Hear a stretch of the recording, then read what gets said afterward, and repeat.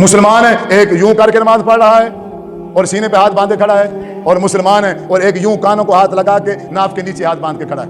मुसलमान है, एक यूं कर रहा है और हाथ भी नहीं बांधता, ऐसे हाथ छोड़ के खड़ा है, हाथ छोड़ के खड़ा है। और इन तीनों का नबी एक है, तीनों एक नबी का कलमा पढ़ते हैं, हजरत मोहम्मद सल्लल्लाहु अलैहि वसल्लम।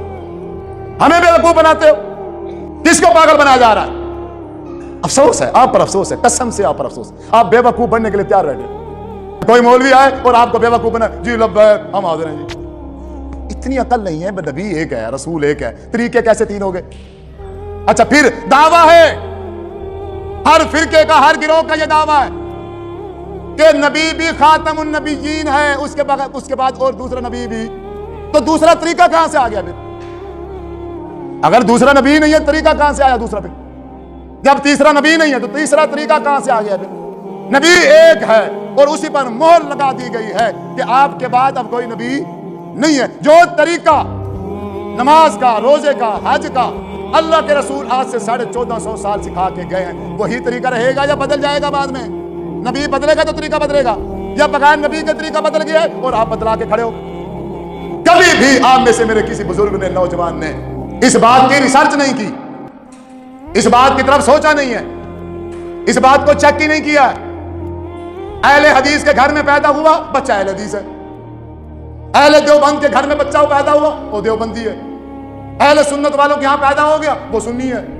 अहले तशरीह के घर में पैदा हो गया तो वो शिया। तो मिर्जाइयों के घर में जो पैदा होते हैं वो मिर्जाई, ईसाइयों के घर में जो पैदा होते हैं वो ईसाई, यहूदियों के घर में जो पैदा होते हैं वो यहूदी। तो तुमने कौन सा तीर मार रखा है? फिर इस मौलवी ने दीन का नक्शा तब्दील किया है, और आपकी सुस्ती की वजह से, आपके सवाल न करने की वजह से, पूछताछ न करने की वजह से, आपने कभी पूछा नहीं है किसी से, कभी भी किसी इमाम को खड़े होकर आपने, आप में से शायद अगर मैं दावा करूं तो एक बंदा भी भरी मजलिस में खड़ा नहीं हो सकता कि जो ये कह दे कि मैंने फला इमाम को कहा है कि आप खड़े होकर जरा मुझे बताइए, नमाज पढ़ के दिखाइए कि अल्लाह के रसूल सल्लल्लाहु अलैहि वसल्लम ने नमाज किस तरीके से पढ़ी है। आप खड़े होकर मुझे पढ़ के दिखाइए और हदीस खोल के दिखाइए।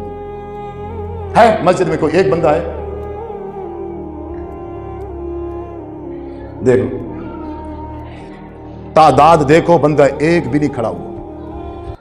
तो बरेलवी बनोगे, फिर देवबंदी बनोगे, शिया बनोगे, अहले हदीस बनोगे, मिर्जाई बनोगे, तुम्हारा तो पता नहीं है, तुम यहूदी भी बन जाओगे। देवबंदियों, अपने आलमों के पास जाओ, किसी भी आलम को खड़ा करके कहो अल्लाह के रसूल सल्लल्लाहु अलैहि वसल्लम ने नमाज किस तरीके में पढ़ी है, हदीस खोल के दिखाओ। अहले सुन्नत वाले जाओ, डरते क्यों हो?